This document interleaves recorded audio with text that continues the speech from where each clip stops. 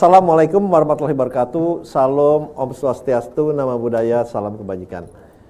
Perkenanlah saya menyapa terlebih dahulu yang terhormat Wakil Menteri Investasi dan Hilirisasi, Wakil Kepala BKPM dan juga para pejabat eselon 1, rekan-rekan media yang saya banggakan, perwakilan Kedutaan Besar dan Kantor Perwakilan Negara-Negara Sahabat, Dinas Penanaman Modal dan PTSP se-Indonesia, dan tentunya rekan-rekan Indonesia Investment Promotion Center IPC yang hadir secara virtual.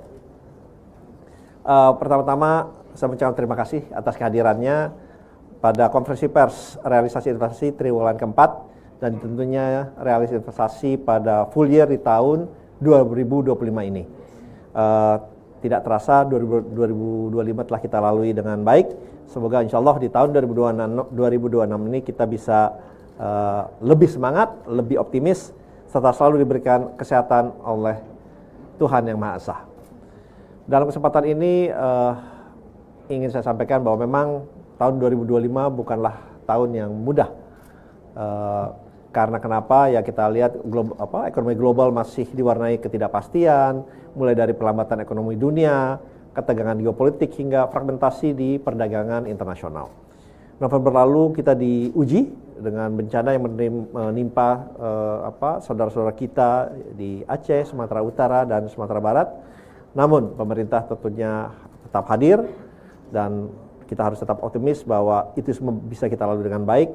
Dan juga yang paling penting bahwa ini membuktikan bahwa Indonesia selalu bisa menjaga kepercayaan investor dan mempertahankan momentum pertumbuhan ekonomi nasional yang berkelanjutan dan juga berkesinambungan. Alhamdulillah, boleh saya sampaikan pada kesempatan ini bahwa target realisasi investasi 2025 sebesar 1.905,6 triliun alhamdulillah tercapai dan bahkan melebihi sedikit dari target yang sudah dicanangkan. Sepanjang tahun 2025 ini dari Januari sampai Desember, total realisasi investasi telah mencapai 1.931,2 triliun atau setara dengan 101,3% dari target pemerintah dan tumbuh 12,7% year on year. Dan dalam kesempatan ini juga memang ini terrefleksi pada kinerja yang kuat di kuartal 2025 ini pada kuartal keempat, yaitu pada Oktober sampai dengan Desember sebesar 496,9 triliun, sehingga ini berkontribusi 26,1% dari target total investasi di 2025. Yang terpenting tentunya investasi tahun 2025 ini memberikan dampak nyata bagi masyarakat dengan penciptaan lapangan pekerjaan baru sebanyak kurang lebih 2,7 juta orang atau naik 10,4% dibandingkan dengan tahun sebelumnya. Dan kita ketahui penciptaan lapangan pekerjaan adalah salah satu tugas utama dari pemerintah untuk bisa menciptakan lapangan-lapangan kerja baru yang tentunya yang baik dan berkualitas. Tentunya capaian kerjasama ini adalah hasil kerjasama dari kita semua dan terima kasih tentunya dengan dukungan semua pihak. Pemerintah terus melakukan diplomasi ekonomi dan upaya perbaikan di dalam negeri. Tentunya kita terus meningkatkan bagaimana kita bisa meningkatkan iklim investasi kita ke depannya secara terus-menerus. Di kancah internasional kita ketahui bahwa Indonesia kita sangat aktif menyelesaikan beberapa Free Trade Agreement atau CEPA, Comprehensive Economic Partnership Agreement dengan beberapa negara, contohnya dengan Kanada, Indonesia-Kanada yang sudah ditandatangani kemarin pada bulan September, dan juga dengan Uni Eropa, EU CEPA, itu juga sudah mencapai kesepakatan substansi dengan target diratifikasi pada tahun ini. Dan ini proses kita juga masih akan gabung aksesi ke OECD dan CPTPP serta sedang mengoptimalkan juga RCEP yang melibatkan banyak negara tidak hanya di ASEAN dan juga negara-negara lain, sehingga ini akan memperkuat posisi dalam rantai pasok global dunia. Di dalam negeri kita pun coba meningkatkan iklim investasi kita, memberi kepastian dan juga memberikan clarity dan lebih kredibilitas diantaranya dengan PP yang sudah keluar, PP nomor 28 lebih tepatnya tahun 2025 yang sudah terbit pada bulan Juli kemarin di 2025 dalam memperbaiki dua hal mendasar. Pertama, sekarang kita sudah menetapkan batas waktu dari service level agreement antara kementerian, antara instansi secara jelas untuk tahapan proses perizinan. Jadi mereka harus comply dengan jangka waktu, terutama apabila mereka sudah sepakat dengan kami untuk mengeluarkan jangka waktu tertentu. Apabila mereka tidak mengeluarkan, kita bisa mengeluarkan secara otomatis, dan itu yang kita sebut dengan fiktif positif. Sehingga tercatat pada hingga Januari 14 ini, kita sudah mengeluarkan 175 perizinan melalui mekanisme fiktif positif, sehingga ini tentunya memberikan lebih ke confidence dan juga perbaikan dari segi waktu dan iklim investasi. Terakhir saya ingin meng-highlight sedikit mengenai sektor hilirisasi sumber daya alam. Memang menjadi kontributor penting, walaupun kita juga mendorong selalu hilirisasi di bidang-bidang lainnya, di bidang agriculture, fishery dan lain-lainnya, perkebunan, pertanian, tapi memang hilirisasi berkontribusi kurang lebih 30%, 30,2% dari total capaian realisasi inflasi pada tahun 2025 ini, tapi memang pertumbuhan ini meningkat cukup lebih tinggi pada kuartal 4 2025 ini sebesar 42,6% dibanding tahun sebelumnya. Sektor hilirisasi kami melihat akan terus diperluas seperti yang saya tadi sampaikan, tidak hanya di mineral tapi juga di sektor-sektor lainnya. Dengan capaian realisasi investasi ini, kita berharap akan mendukung tentunya pertumbuhan perekonomian Indonesia di tahun 2025 ini untuk terus berkembang, terus maju, dan juga tidak hanya dari segi besarnya nilai investasi itu sendiri, tetapi juga tentunya dari yang penting adalah penciptaan lapangan pekerjaan. Terima kasih. Wassalamualaikum warahmatullahi wabarakatuh. Waalaikumsalam warahmatullahi wabarakatuh. Terima kasih Pak Rosan, yang pastinya kita dukung untuk terus tumbuh perekonomian Indonesia. Tetapi kita sekarang akan langsung saja masuk ke paparan hasil capaian realisasi investasi. Mungkin kita bisa mulai dari triwulan 4 di tahun 2025 dulu, Pak Rosan. Di sini kita bisa lihat untuk resumenya. Ini bisa kita lihat, ini angkanya meningkat ya Pak ya, baik dari triwulan sebelumnya maupun dari year on year sebelumnya. Ya, memang sekarang mungkin kita mulainya dengan triwulan keempat dulu ya, Mbak Sarah ya. Nanti baru kita lihat the whole year-nya dari Januari sampai Desember. Tetapi yang ingin saya sampaikan memang di dalam triwulan keempat ini terjadi penguatan yang sangat baik ya, kurang lebih total realisasi investasi adalah 496,9 triliun. Kalau kita lihat dari year on year-nya kurang lebih peningkatan 9,7% dari 452,8 triliun dibandingkan oleh year on year-nya. Sehingga ini merefleksikan kurang lebih 26,1% dari target investasi 1.905,6 triliun. Dan penyerapan tenaga kerjanya di Indonesia pada kuartal ini mencapai 754.186 orang, atau kembali lagi peningkatannya cukup sangat baik, adalah hampir 30% atau tepatnya 29,8%. Ya. Dan ini perbandingan dalam investasi dalam negeri dan luar negeri, sebetulnya kalau kita lihat perbedaannya tidak terlalu banyak. Tetapi kita lihat memang penanaman modal asingnya ini slightly higher dan penanaman modal dalam negerinya itu adalah 256,3 triliun atau 51,6%. Kembali lagi ini peningkatan 4,3% dari tahun sebelumnya.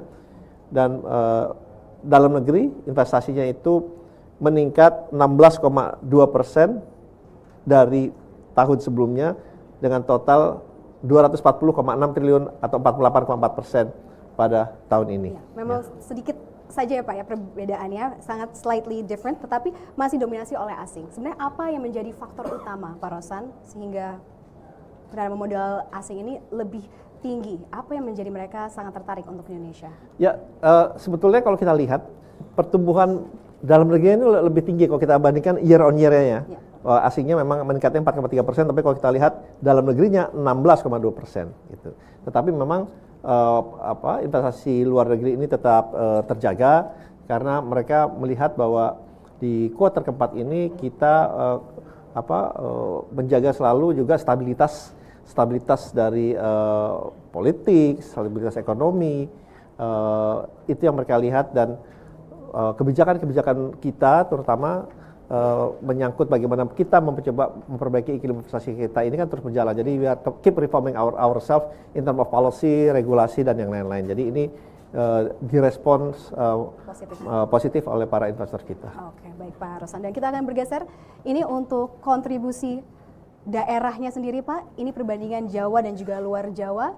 Ini sangat tipis perbedaannya tapi masih dominasi oleh luar Jawa ya Pak untuk triwulan keempat. Iya, sebetulnya ya bedanya kurang lebih hanya kalau saya lihat hanya hampir 2 triliun ya. Tapi ya numbers, angkanya memang yang di luar Jawa slightly lebih tinggi 249,4 triliun dan yang di Jawa adalah 49,8% atau 247,5 triliun. Jadi perbandingannya kalau saya bilang sih seimbang lah ini, hampir sama. Dan kalau kita lihat lokasi secara lebih detail lagi ini untuk 5 daerah utama ya Pak ya untuk penyumbang investasi. Ya ini daerahnya kelihatannya secara konsisten memang Jawa Barat ini masih memegang posisi awal pertama ya di 78,7 triliun, kemudian dilanjutkan oleh DKI sebesar 66,8 triliun atau 13,4%, Jawa Timur, Banten, dan yang menarik ya Sulawesi Tengah ini secara konsisten juga selalu among the top 5 gitu ya. Sulawesi Tengah, lately juga Maluku Utara. Jadi ini membuktikan bahwa hilirisasi kita terus berjalan secara berkesinambungan ya, dan nanti kita bisa lihat lagi breakdown angkanya secara 1 tahun ke depan. Untuk kontribusi Jawa Barat sendiri mungkin bisa dielaborasi Pak, apa saja menjadi penggerak atau? Iya, kalau kita lihat kan memang manufaktur tuh banyak di daerah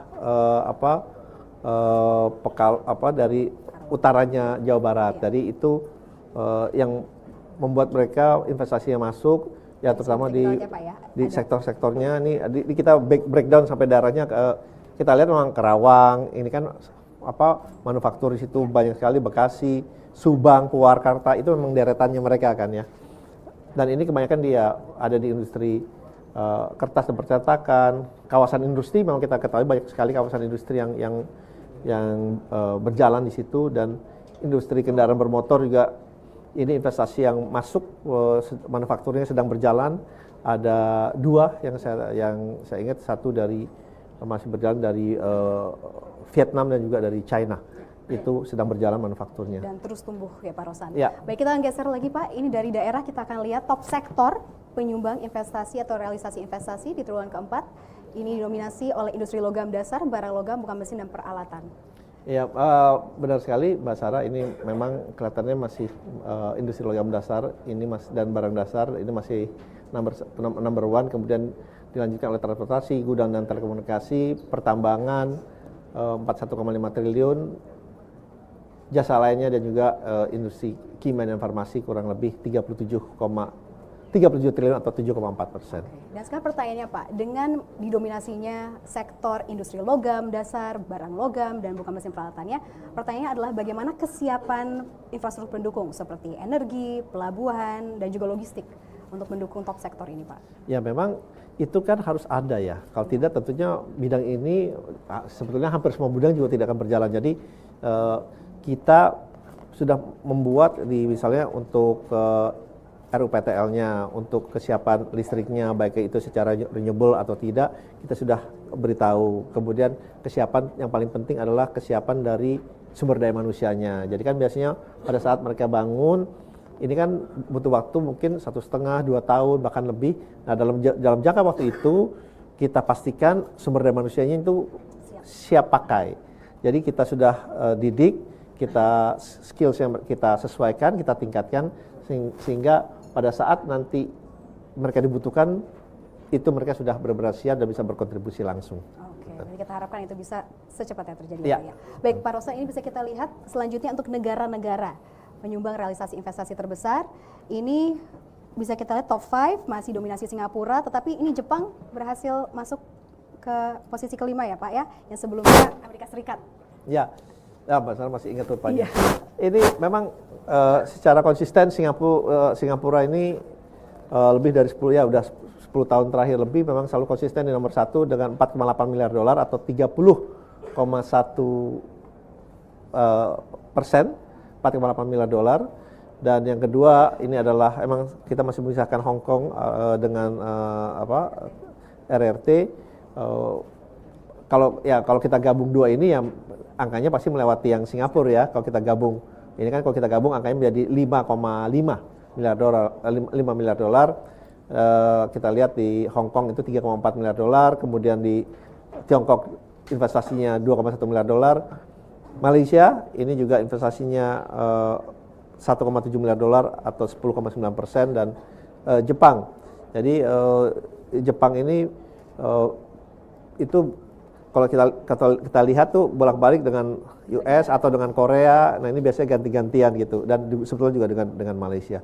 Jadi kita juga mencoba supaya semuanya bisa meningkat secara baik. Oke, Pak Rosan. Nah, sekarang kita akan geser dan melihat untuk realisasi investasi hilirisasi di Pak Rosan di triwulan keempat di 2025 yang menjadi penyumbang 30,7%. Ya memang kita coba selalu meng-highlight juga di sektor hilirisasinya ini.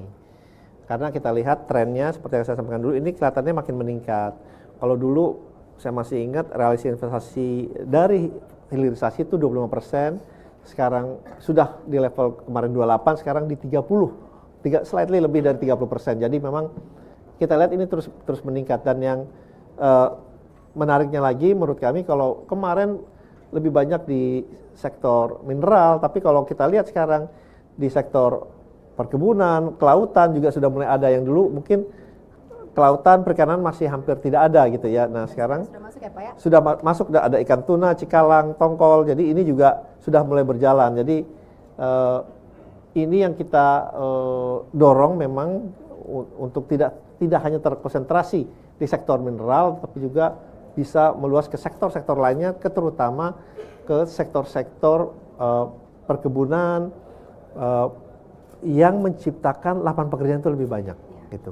Karena hilirisasi di mineral memang secara numbers itu tinggi, tapi memang kalau kita lihat, kita bandingkan dengan misalnya hilirisasi di bidang perkebunan gitu ya, mungkin jumlahnya tidak besar, tapi penciptaan lapangan pekerjaannya itu dampaknya itu jauh lebih besar gitu. Pak Rosan. Oke, kita lihat untuk perbandingan PMA dan juga PMDN-nya untuk hilirisasi memang sangat didominasi oleh PMA di sini Pak Rosan angkanya. Betul. Ya karena kalau kita lihat memang ini perbandingan cukup jauh ya, 80,5% dari PMA-nya atau 123 triliun. Karena memang hilirisasi yang masih di mineral itu kan membutuhkan teknologi-teknologi yang terus baru, terus terupdate gitu ya. Ya jadi memang ini menyebabkan memang penanaman modal asingnya menjadi lebih tinggi. Tetapi dengan kebijakan-kebijakan kita yang baru ini juga untuk lebih memberikan insentif kepada mereka untuk lebih banyak juga transfer of knowledge, transfer of teknologi, research and development-nya pindah ke kita. Nah ini alhamdulillah ada sudah perusahaan dari China yang research and development-nya tahun ini akan pindah ke kita, dan hak-hak patennya juga akan diberikan ke kita. Itu di bidang mineral. Alhamdulillah dia sudah setuju, dan ini akan mulai kita finalisasi pada tahun ini, gitu ya. Oke, dan ini itu di bidang recycle. Jadi bukan hanya recycle baterai, tapi di recycle di seluruh recycle di bidang-bidang lainnya. Gitu. Berarti betul-betul semuanya dipikirkan untuk kesinambungan atau sustainability ya, ke depannya. Betul. Oke, dan ini untuk top location-nya masih dominasi Jawa Barat, dan di sini kalau kita lihat luar Pulau Jawa ada Maluku Utara dan juga Sulawesi Tengah ya Pak Rosan. Ya. Untuk hilirisasi. Ya karena ini kan sejalan nih ceritanya, karena hilirisasinya, kita bicara hilirisasi, kita tahu penanaman modal asing lebih tinggi, dan kita tahu dua daerah utama untuk hilirisasi adalah Maluku Utara dan Sulawesi Tengah. Ini adalah dua daerah yang memang hilirisasinya itu dari segi investasinya banyak terkonsentrasi di dua daerah ini, karena berhubungan dengan sumber daya alamnya juga terletak di dua lokasi itu, terutama di nikel, terutama di nikel dan yang lain-lainnya. Oke, dan untuk penyumbang untuk hilirisasi ini 5 negaranya masih sama, walaupun mungkin posisinya agak berbeda sedikit ya Pak Rosan, tetapi untuk negaranya masih sama dengan penyumbang terbesar secara umum? Iya, ya kalau kita lihat memang Singapura masih lebih tinggi nih ya. Walaupun soalnya kalau kita see through lagi ya memang ini soalnya banyak juga yang dari China. Banyak juga dari China maupun negara lain. Hong Kong memang nomor 2. Malaysia juga ini kalau kita lihat Malaysia nomor 3 walaupun sebetulnya kalau kita kembali see through ini ternyata investasinya adalah dari negara lain, dari negara Korea Selatan, dari negara Korea. Tapi kebetulan masuknya mereka melalui Malaysia. Jadi hub saja ya Pak ya? Iya, jadi kita kan tercatat sesuai dengan negaranya yang pada saat mereka mendaftar ke kita. Oke, gitu. dan sekarang kita akan bergeser lagi untuk melihat untuk rinciannya mungkin secara lebih detail lagi, lebih luas lagi. Untuk persebaran hasil capaian realisasi investasi di triwulan keempat ya Pak Rosan.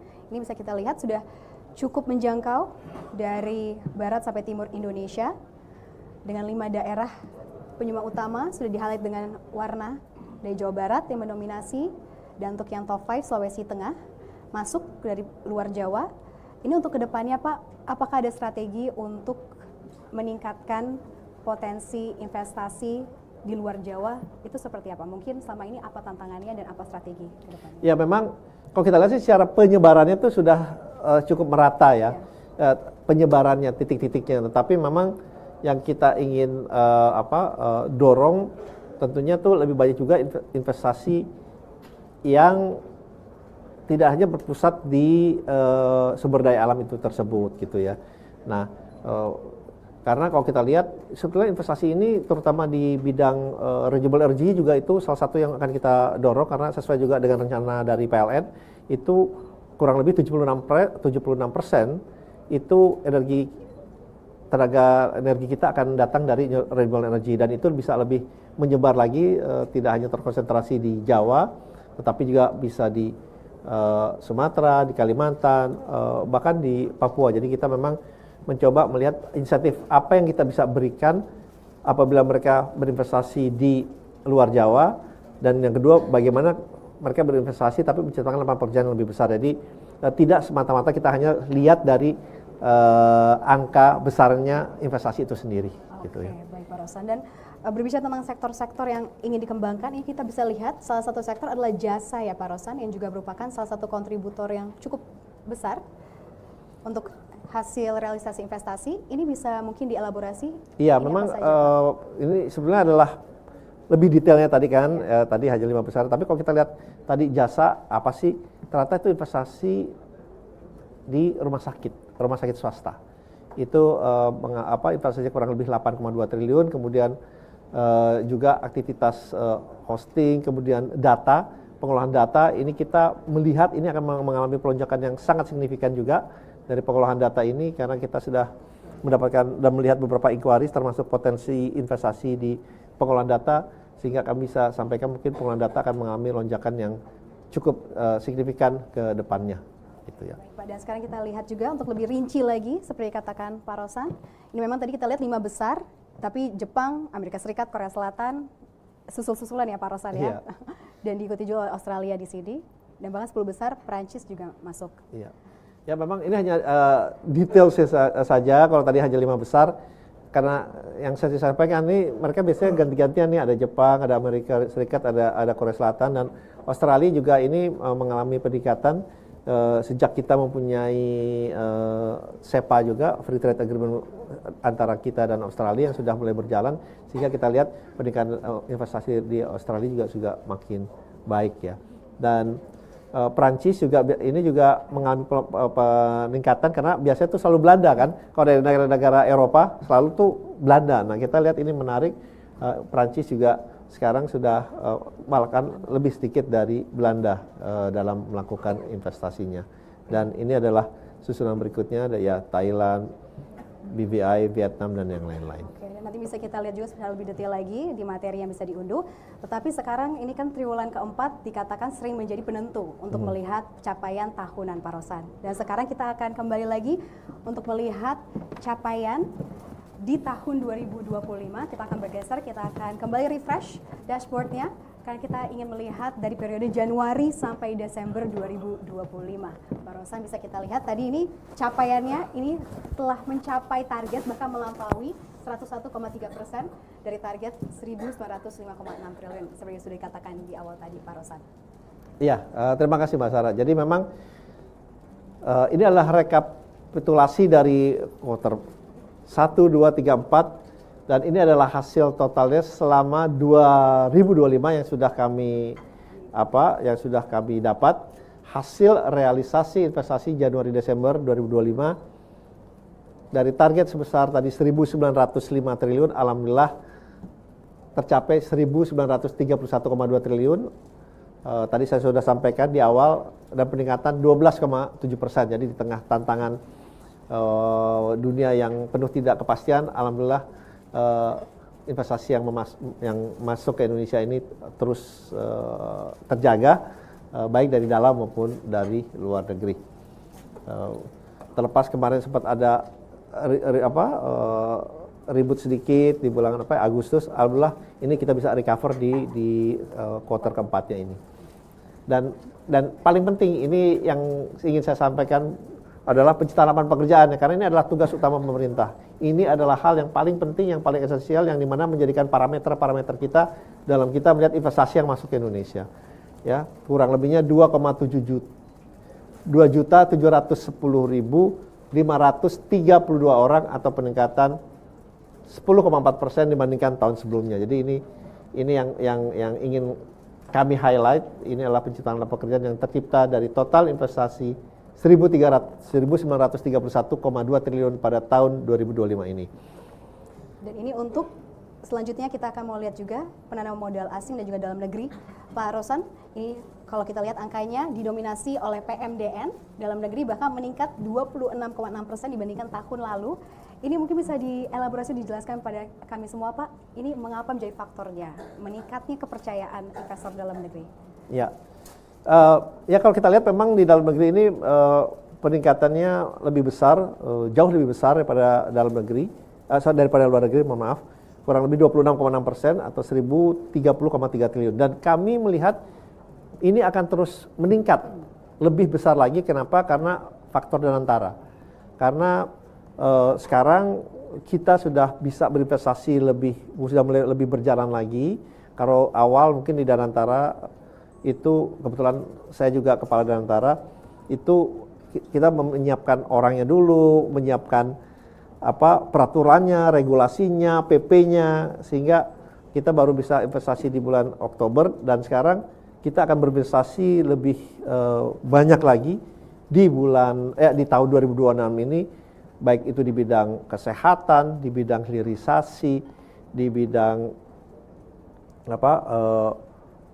chemical dan yang lain-lain. Jadi saya bisa memastikan bahwa dalam negerinya di tahun 2026 ini akan meningkat lebih tinggi, peningkatannya year on year-nya akan meningkat lebih tinggi. Terutama dengan semakin dipermudahnya akses perizinan dan juga pasti pembiayaan juga ya. Walaupun kita tetap domestik tetap dikejar tetap. Ya, ini juga akan saya yakin juga akan meningkat, karena sekarang juga kembali lagi dengan investasi yang masuk ke Indonesia dari asing ini, kita sekarang bisa tandem juga kembali lagi dengan Danantara, sehingga ini juga memberikan confidence kepada mereka bahwa kita sama-sama investasi gitu ya, kita sama-sama taking calculated risk, sehingga peningkatannya insya Allah akan terjaga, walaupun menurut kami peningkatan year on year-nya di dalam negeri akan lebih meningkat. Terus meningkat lagi, Pak. Iya. Oke, karena akselerasi yang kita lakukan di Danantara. Oke, baik Pak Rosan. Dan sekarang kita lihat untuk realisasi investasi di luar Jawa dan juga di Pulau Jawa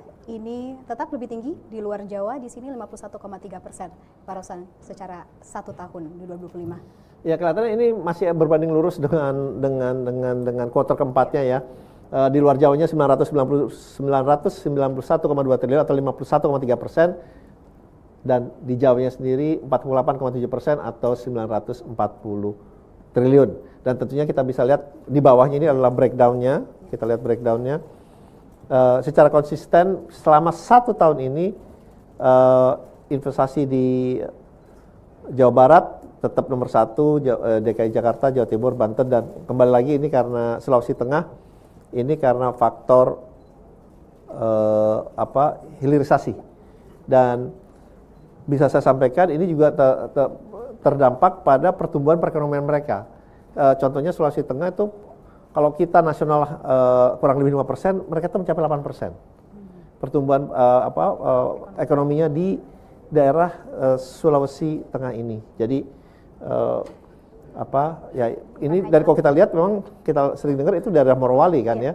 Jadi memang ini investasinya paling baik di Morowali dan Morowali Utara karena memang di dua daerah itu yang relatif investasinya boleh saya bilang terkonsentrasi di situ karena memang sumber daya alam kita paling besar di daerah Sulawesi Tengah ini berada di daerah Morowali dan Morowali Utara. Oke, berarti dampaknya betul-betul dirasakan oleh masyarakat dengan meningkatnya perekonomian di daerah tersebut. Iya, bukan hanya lapangan pekerjaan tapi juga faktor perekonomiannya itu bisa terukur meningkatnya 8% jauh di atas perekonomian nasional yang 5% lebih ini. Oke, dan di tahun 2025 Sulawesi Tengah, tapi di tahun 2026 ini apakah ada daerah lain Pak ini proyeksikan ini bisa untuk terus dikejar, ditingkatkan, bahkan mungkin masuk juga nih di top location nanti? Ya, kami memperkirakan tadi untuk karena hilirisasinya kembali lagi itu Maluku Utara, itu juga investasinya kita lihat ke depannya itu akan cukup banyak masuk juga ke Maluku Utara. Dan sekarang saja saya lihat pertumbuhan perekonomian Maluku Utara juga itu mencapai lebih dari 20%. Jauh di atas nasional, kontribusi dari hilirisasi ternyata berdampak sangat positif terhadap daerah Maluku Utara. Masyarakatnya sendiri. Ya. Baik Pak Rosan, kita geser ke sini untuk melihat penyumbang sektor untuk realisasi investasinya sendiri. Untuk top 5-nya masih di industri logam dasar, barang logam, bukan mesin pelatannya untuk nomor 1, tapi masih ada, seperti katakan tadi, ada jasa lainnya di urutan keempat, bahkan untuk perumahan, kawasan industri dan perkantoran juga masuk, Pak Rosan. Ya, kalau saya rasa konsisten ya dengan kita lihat dari cerminan kuarter setiap kuarternya dari kuarter 1 maupun sampai ke kuarter 4, saya rasa ini cukup konsisten angkanya ya. Industri logam dasar ya, barang logam bukan mesin dan peralatan itu 262 triliun atau 13,6%, disusul oleh transportasi, gudang dan telekomunikasi 211 triliun atau 10,9%. Pertambangan ini secara konsisten juga selalu di nomor 3 itu atau nomor 2 kadang-kadang itu 199,6 triliun atau 10,3%. Jasa lainnya 8,8% dan juga perumahan, kawasan industri dan perkantoran ini 140,4 triliun. Nah, tapi ada yang ingin saya sampaikan. Kami melihat nanti nomor 5 ini perumahan dan kawasan industri terutama ini akan meningkat cukup signifikan.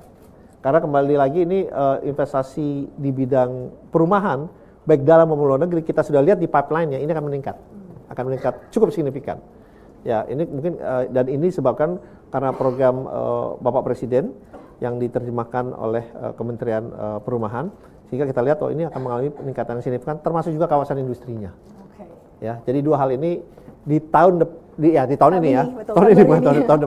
ini akan mengalami peningkatan yang cukup signifikan, mungkin bisa menggeser sektor-sektor lainnya. Oke, baik, kita nantikan tahun ini ya Pak Rosan ya. Dan sekarang kita akan lihat untuk penyumbang realisasi investasi untuk secara 1 tahun tetap di Singapura. Pak Rosan, mungkin kalau misalnya kita bisa lihat lebih detail lagi, memang Singapura paling konsisten ya di tahun ini, bahkan di setiap triwulan menjadi penyumbang paling besar, paling utama. Ini didukung oleh sektor mana saja Pak untuk dari Singapura ini sendiri? Ya, memang kalau kita lihat mereka terdaftar di Singapura ini ya dengan nilai 17,4 triliun atau 30,9%. Kembali lagi ya sesuai dengan nomor 1 industri logam dasar, barang logam dan bukan mesin itu menjadi nomor 1-nya. Itu kurang lebih 5.1 billion US dollar. Kemudian jasa lainnya itu 2.5 billion US dollar. Baru transportasi, industri makanan 1 billion US dollar dan disusul oleh pertambangan. Dan kalau kita lihat ya ada 3 daerah sebetulnya yang masuk dari Singapura itu ya ini pertama, ini kan hilirisasi nih Sulawesi Tengah dan Maluku Utara seperti yang saya sampaikan. Baik. gitu. Oke Pak Rosan, sekarang kita akan geser dan melihat seperti yang disinggung Pak Rosan tadi, hilirisasi untuk realisasi investasi hilirisasi dari bulan Januari sampai Desember 2025. Ya. Ini senilai atau sudah mencapai angka 584,1 triliun rupiah dan menyumbang 30,2% dari total realisasi investasi, dan bahkan realisasi sektor hilirisasi di tahun 2025 ini berhasil naik 43,3%, Pak Rosan. Ya, memang hilirisasi di berbagai sektor ini sudah mulai berjalan sangat baik, terakselerasi. Kembali lagi saya ingin sampaikan, bukannya di mineral yang memang secara konsisten biasanya kalau kita bicara hilirisasi biasanya kliknya ke mineral gitu ya. Nah, sekarang kita lebih introduce ke perkebunan. Ini sudah kita lihat alhamdulillah nilainya juga sudah 82,3 triliun di kehutanan, minyak bumi, gas bumi, batu bara, kelautan. Nah, kita melihat ini nanti di perikanan akan mengalami peningkatan nih, terutama di perikanan. Saya tahu investasinya akan cukup besar, akan masuk ini di daerah untuk tahun ini di perikanan dan juga di perkebunan. Jadi ini dua ini akan mengalami peningkatan menurut saya cukup signifikan di tahun ini. Terutama perikanan ya, terutama perikanan. Dan Pak Rosan, ini kan seringkali hilirisasi disebutkan sebagai game changer. Ya. Tapi sejauh mana atau sebesar apa dampak downstreaming ini terhadap nilai tambah investasi itu sendiri? Ya, kalau kita bicara hilirisasi, itu hilirisasi apa sih? Itu sebab value added ya kan, nilai tambah yang kita mau capture di Indonesia. Kenapa kita mau capture di Indonesia? Ya, karena memang dampak secara ekonomisnya itu berkali-kali lipat.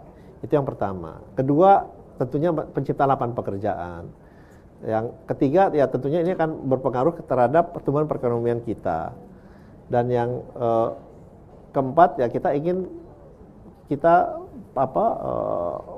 manufacturingnya semuanya itu ada di kita, sehingga kita juga bisa meningkatkan sumber daya manusia kita, gitu ya. Dengan teknologi yang baru, mereka bisa langsung belajar secara langsung. Jadi hal-hal itu yang tertuang dalam hilirisasi tidak semata-mata hanya untuk kepentingan ekonomi saja, tapi juga untuk kepentingan yang lebih besar lainnya. Dan hilirisasi kelapa sawit juga kita akan dorong terus, dan di boksit juga akan meningkat nih, saya yakin. Karena sudah lihat juga di pipeline di tahun ini di boksit, kemudian jadi aluminium itu juga investasinya juga cukup besar di tahun ini. Saya lihat ada 4 minimum yang akan mulai. Oke, itu dia gitu. Nanti kita nantikan terus. Pak Rosan, sekarang kita akan kilas balik terlebih dahulu kembali. Ini untuk penanam modal untuk sektor hilirisasi masih didominasi oleh asing sebesar 73,5% akumulatif, dan juga masih di luar Jawa, masih konsisten sama ya Pak Rosan ya? Iya, masih sama saya rasa. Karena ini kita bicara hilirisasi yang terrealisasi di Januari Desember, memang investasi asing perbedaannya cukup signifikan ya, 429,6 triliun atau 73,5% berbanding dengan dalam negeri yang kurang lebih 26,5%. Jawa luar Jawanya juga relatif luar Jawa lebih tinggi ya, kita tahu bersama, karena di sini kalau year on year-nya kita lihat Sulawesi Tengah dan Maluku Utara mendominasi di hilirisasi, sehingga ini berbanding lurus dengan investasi hilirisasi luar Jawa yang jauh lebih tinggi atau 71,1% dibandingkan Jawa yang 28,9%. Jadi saya rasa ini angka-angka ini statistik ini sesuai dengan kenyataan atau fakta yang ada, baik dari segi industrinya, baik dari segi dalam maupun luar negerinya, maupun dari Jawa luar Jawanya. Ya. Baik, dan negaranya juga masih konsisten, kurang lebih sama ya Pak ya? Amerika Serikat kembali masuk jika kita lihat 1 tahunnya. Iya, betul. Karena 1 tahunnya memang ya konsisten lah. Kalau saya lihat 1, 2, 3-nya masih konsisten. Nomor 4 sama 5-nya nih yang kejar-kejaran ganti-gantian posisi berubah. Malaysia, Amerika Serikat, Jepang, Korea biasanya itu memang berputar mereka ya. Tapi ya dalam full whole year Singapura ini memang hampir 8 miliar dolar ya, 7,9 miliar dolar untuk investasi di hilirisasi dalam 1 tahun ini. Kemudian kedua adalah Hong Kong, ketiga RT kurang lebih 4,8 miliar dolar, dilanjutkan oleh Malaysia dan juga oleh Amerika Serikat kurang lebih 1,6 miliar dolar. Nah, itu tadi untuk sektor hilirisasi, dan sekarang kita kembali melihat secara lebih luas Pak rincian realisasi investasi. Ini satu Indonesia secara lebih detail lagi, tadi sudah dikatakan untuk luar Jawa, Sulawesi Tengah, dan di sini untuk angka Maluku Utara yang diproyeksikan oleh Pak Rosan tadi, ini 90,7 triliun ya Pak Rosan. Mungkin kita bisa lihat juga Pak Rosan, di sini Ya. untuk yang diproyeksikan untuk di tahun ini bisa masuk top 5 juga. Ya, untuk sektor. memang kalau ini kan lebih kepada angka yang sudah terjadi di tahun sebelumnya. Dan angkanya ini kemudian akan terus meningkat, terutama di Maluku Utara dan Morowali ini akan terus meningkat. Kalau kita lihat sekarang sudah di 90,7 triliun, di daerah Morowali ini 127,2 triliun di Sulawesi Tengah ini. Jadi angkanya nih saya rasa ini nanti bisa tidak berbeda jauh nantinya nih.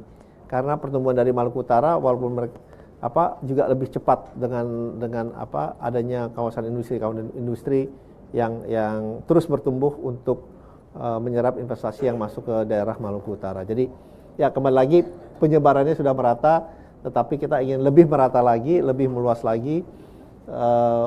Dan saya lihat juga investasi di Kalimantan ini akan meningkat, terutama di Kalimantan Barat karena bauksit. Jadi ini juga tahun ini akan meningkat di Kalimantan, saya yakin akan meningkat cukup signifikan juga. Kata Pak Rosan tadi sudah ada pipeline-nya, tinggal kita tunggu realisasinya. Ya. Oke, ini untuk sektornya lebih rinci lagi, Pak Rosan. Ini masih bisa kita lihat nanti lebih dalam lagi materi yang akan bisa diunduh oleh rekan-rekan, terutama juga ini juga sudah ada negara-negara. Ya, ini kan breakdown ininya aja. Negara tidak hanya 5 besar, tetapi juga negara-negara yang lebih detailnya lagi gitu ya, sampai dengan Swiss pun ini ada, sampai UAE. Saya lihat juga ini mungkin yang meningkat nanti adalah dari UAE. Saya lihat juga ini akan meningkat, UAE akan meningkat investasi yang masuk dari UAE.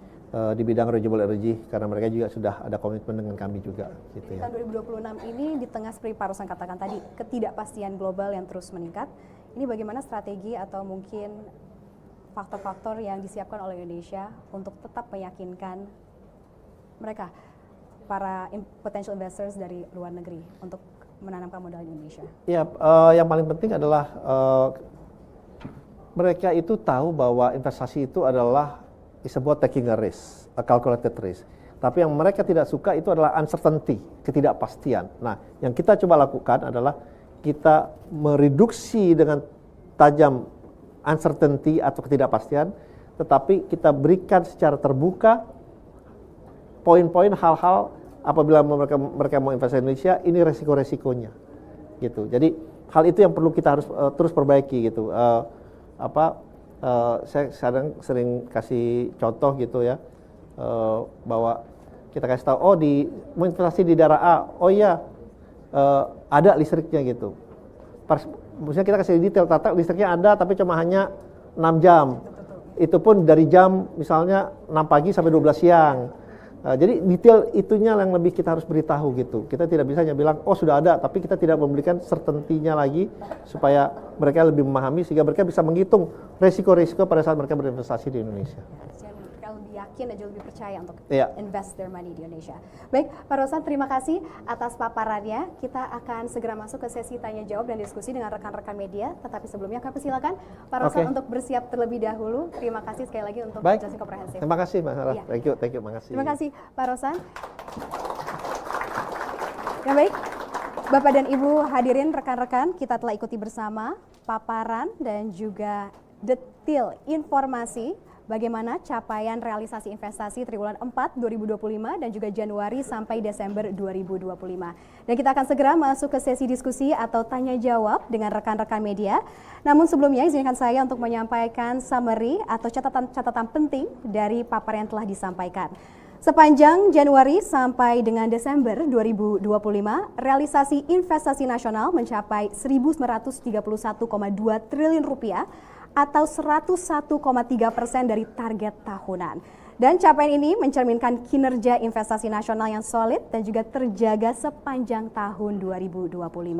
Dan khusus pada triwulan keempat di tahun 2025, realisasi investasi tercatat sebesar 496,9 triliun rupiah yang turut memperkuat capaian kumulatif tahunan. Dan dari sisi sebaran wilayahnya sendiri, kontribusi investasi di luar Jawa masih lebih besar dibandingkan Pulau Jawa, menunjukkan upaya pemerataan investasi yang terus berjalan di berbagai daerah. Dan sementara itu, dari sisi negara asal investasi, Singapura masih menjadi investor terbesar, diikuti oleh Hong Kong, Republik Rakyat Tiongkok, Malaysia, dan juga Jepang. Dan hal ini juga mencerminkan kepercayaan global yang tetap kuat terhadap iklim investasi di Indonesia. Dan sektor hilirisasi memang menjadi salah satu sorotan utama pada kesempatan kali ini, yaitu dengan kontribusi sekitar 30% dari total realisasi investasi, baik pada triwulan keempat 2025 maupun secara kumulatif sepanjang tahun 2025 itu sendiri. Ini menegaskan bahwa Indonesia tidak hanya menjadi tujuan penanaman modal, tetapi juga semakin kuat dalam menciptakan nilai tambah di dalam negeri. Dan secara keseluruhan, Bapak dan Ibu hadirin rekan-rekan media, capaian realisasi investasi bulan Januari hingga Desember 2025 termasuk kinerja triwulan keempat 2025 ini menunjukkan optimisme dan juga komitmen kuat untuk menjaga momentum pertumbuhan investasi nasional ke depannya. Baik, langsung saja kita akan segera masuk ke sesi tanya jawab. Kami persilakan rekan-rekan media untuk dapat bersiap menyampaikan pertanyaan. Di sini kami persilakan setiap media yang kami persilakan untuk maju ke depan ke mikrofon yang telah disediakan untuk menyampaikan satu pertanyaan saja mengingat keterbatasan waktu yang ada. Dan untuk sesi ini izinkan saya untuk kembali mengundang Menteri Investasi dan Hilirisasi Kepala BKPM Republik Indonesia, Bapak Rosan Perkasa Ruslani untuk dapat kembali bergabung bersama kita. Terima kasih. Pak Rosan, selamat bergabung kembali. Terima kasih. Ya, sudah siap Bapak untuk kita lanjutkan sesi tanya jawab dengan rekan media? Oke, silakan. Baik. Jadi langsung saja kita akan mulai untuk sesi tanya jawab ini. Kami persilakan kepada Saudara Musdafar dari Media Antara untuk dapat menyampaikan pertanyaan yang pertama. Kami persilakan. Selamat siang Pak Menteri, Pak Wamen, izin. Saya Musdafar dari Lembaga Kantor Berita Nasional Antara, Pak. Tadi kan disebutkan capaian realisasi investasi sudah melampaui target, Pak, 101%, dan salah satu sektor penunjangnya itu logam dasar, Pak. Dan juga tadi Bapak menyebutkan beberapa sektor juga mengalami pertumbuhan yang cukup signifikan seperti di sektor perkebunan. Nah, kira-kira di 2026 ini sektor apa saja, Pak, yang akan mengalami pertumbuhan dan menjadi penunjangnya, Pak, di 2026? Terima kasih. Oke. Baik, terima kasih Saudara Musdafar. Kami persilakan. Oh, langsung ya? Oh ya, oke. Saya pikir mau dikumpulin. Kumpulin dulu juga boleh, Pak? Enggak apa-apa, it's okay. Ya memang kita juga tentunya mendorong investasi. Memang selama ini tentunya hilirisasi menjadi salah satu yang sudah berjalan dengan baik yang terus kita akan dorong.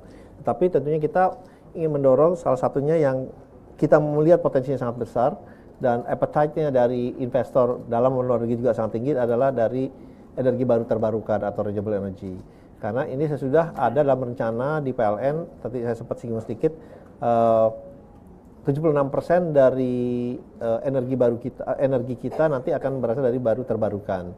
Sudah ada dalam RUPTL-nya. Nah, dan hal itu juga kita dorong karena kita lihat potensinya kurang lebih kita itu sampai Indonesia potensinya 3.700 gigawatt. Tetapi yang baru terpasang itu baru 15,1 gigawatt. Sedangkan jadi potensi kita itu banyak di solar, di hydro, di geothermal. Geothermal juga menarik karena banyak investor yang tertarik untuk geothermal. Memang kondisinya kita harus lebih permudah dari perizinannya, terutama dari kalau saya lihat justru dari Jepang nih yang banyak di geothermal investasinya. Kemarin juga ada investasi yang tahun kemarin closing di Aceh kurang lebih juga dari Jepang juga $900 juta sudah financial closing, akan mulai pembangunannya pada tahun ini. Jadi ini juga akan meningkatkan kontribusi dari energi baru terbarukan. Kemudian juga saya sampaikan tadi dari kawasan industri. Yang berikutnya juga dari ekonomi digital, kita lihat data center ini investasinya juga akan meningkat cukup signifikan, sangat signifikan malah kalau boleh saya sampaikan, karena dari hyperscaler yang kita sudah ketemu, mereka memang kemarin banyak boleh dibilang di Johor, kemudian di Thailand juga sekarang mulai kita sudah bicara dari tahun lalu sebetulnya, kita melihat juga itu akan menjadi investasi yang signifikan di tahun ini. Jadi investasi ini kita lebih tersebar di beberapa lebih tersebar di industri yang lain-lain. Dan terakhir mungkin tentunya di waste to energy yang di mana pengolahan sampah menjadi tenaga listrik ini yang kebetulan tendernya sudah mulai berjalan. Kembali lagi yang ikut appetite-nya juga sangat tinggi, sudah dimulai, dan kita lihat di tahun ini itu juga akan menjadi salah satu kontributor yang baik, yang tinggi. Jadi kita lihat investasi yang masuknya ini benar-benar yang sustainability-nya benar-benar kita perhatikan agar mempunyai dampak yang positif, tidak hanya pada sekarang tapi juga ke depannya. Jadi itu mungkin sektor-sektor yang menurut kami akan mempunyai dampak positif, dan tentunya kita selalu mencoba untuk investasi masuk ini supaya standarnya itu makin meningkat, world class standard, baik secara operasionalnya, baik secara teknologinya, sehingga sumber daya manusia kita juga terus meningkat. Mungkin itu yang bisa saya sampaikan. Terima kasih. Baik, terima kasih Pak Rosan, terima kasih. Dan selanjutnya kita persilakan untuk media berikutnya dari Saudari Nana dari suar.id. Kami persilakan untuk menyampaikan pertanyaannya. Selamat sore Pak Rosan, perkenalkan nama saya Nana dari media suar.id. Saya ingin tanya terkait realisasi investasi di triwulan 4. Itu tercatat kan meningkat. Namun pada saat yang sama penerimaan APBN justru mengalami penurunan. Nah, bagaimana pemerintah menjelaskan kesenjangan antara meningkatnya investasi dan belum optimalnya kontribusi terhadap penerimaan negara? Demikian, terima kasih.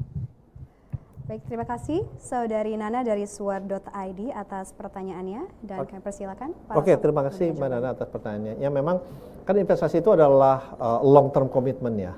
Long term commitment memang dari investasi yang masuk ini ada beberapa investasi awal yang kita berikan insentif, tetapi kan dampak dari pajak-pajak lainnya juga tercipta, dan kesejahteraannya juga, pertumbuhan perekonomiannya juga meningkat.